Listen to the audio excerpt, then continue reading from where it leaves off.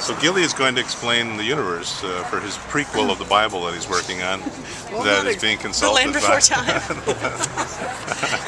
So Here we starts go. off with that little It dragon. starts out with With the little dog. Roger Rabbit, dodecahedron, and my dog over here on yeah. her lap. My dog, Oh, yeah. not her dog. Genesis. All right, here we go. Okay. No, no, Which we're calling Genesis. Yeah, exactly. Interesting. We could call her the Land Before Time. Yeah. no, I just like, you know, it's just creating another question, another possibility. Okay, if nothing existed, you know, and then we have our universe being created out of nothingness, Right. you know, what exactly is nothing? Well, nothingness is something that the human mind can't understand because God didn't create our minds to understand things like that. It's like we can't understand forever. You know, I mean, what happens after forever's over? It doesn't ever end. You can understand that as a person. Okay, well, okay, now you just said that, you know, forever never ends. Right. But yet, a few moments ago you were talking about the Bible, and you said That's that there's the an end end. of time. End of time. Well, forever is not time. Forever is infinite. Okay. But But forever is a... That's the end of recorded time. That's when Revelation comes from the tribulation and the trial and everything. And the earth is gone. Okay. But it doesn't mean that we're gone. We go to heaven if we're good. But then that means that this energy, the spirit, whatever you want, continues on. Yes, You know, and forever. it always has So to. then that means that there is no end. If There is no end. okay, but yet they refer to the end of times. Well, the end of times as we know them.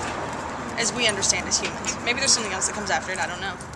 Well, that's what my question is. What comes after? Well, if you read Revelation, it says that at the end of time, I'm actually reading Revelation right now, so I'm not exactly an expert, but it pretty much says at the end of time what happens is the heavens and the earth go away and they create a new one.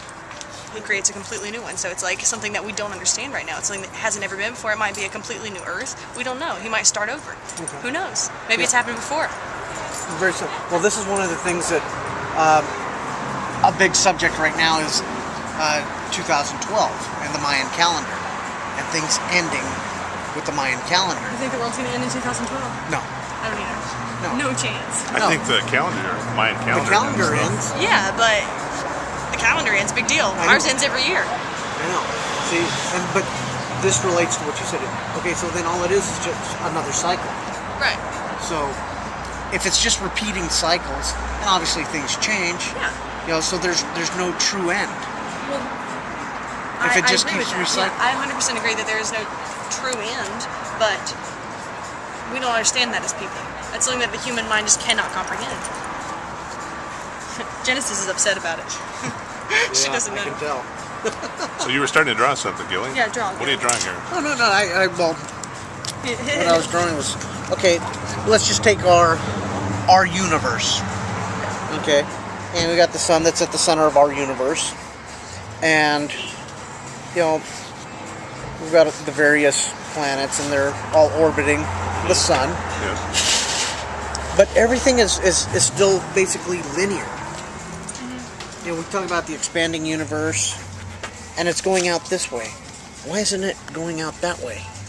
How do we know it's not?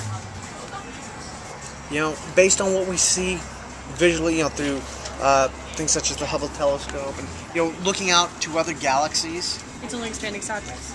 that's how it appears. You know, there's no, you know, depth coming this way. It just Well, keeps expanding. How do out. we know that everything isn't like turning like this? Like the whole thing isn't turning like that, and it's just like kind of expanding as it goes. How do we know that that's not happening? Yeah, you know that what you just mentioned. You know, it goes back to perception. Okay, it's expanding. There's postulates that basically at the end of the universe, on one, you're back at the beginning. Right. So it's like a wormhole So or a circle. you know, so if it bends, you know, well, if you go back to a circle, you know, you've got your beginning and your end. Well, if it bends and it's expanding like this, and these two meet here, then it is expanding as a whole like that. It's like a Jiffy Pop bag. Yeah. That's how I always thought space was, like a Jiffy Pop bag. But I like that. within our own galaxies, I mean, things are so, you know, we have the gravitational forces, but things are staying in its basic shape. Clean. It's not truly expanding. It's expanding this way, you know, but it's not expanding that way. You know, why are things held the way they are? You know, we go back to gravity, but Yeah, at what There is point? some gravity in space, isn't there? Yeah. Well, the gravitational pull, I guess, of the sun and whatnot. But Yeah. that is interesting. So I don't know. What's holding? What's this cohesive force that's holding everything together? Well, if we, as humans, tried to pretend that we understood everything in the world, like the cohesive force that holds the universe together at this point, I think that'd be stupid because, I mean, what, like 100 years ago, we thought that, like, we believed in, like, spontaneous creation, that, like, a piece of meat could give birth to maggots, you know? I mean, people actually believed stuff like that. And it was like, you know, it's crazy. So, I mean, in 100 years, we'll probably know what the cohesive elements of space are.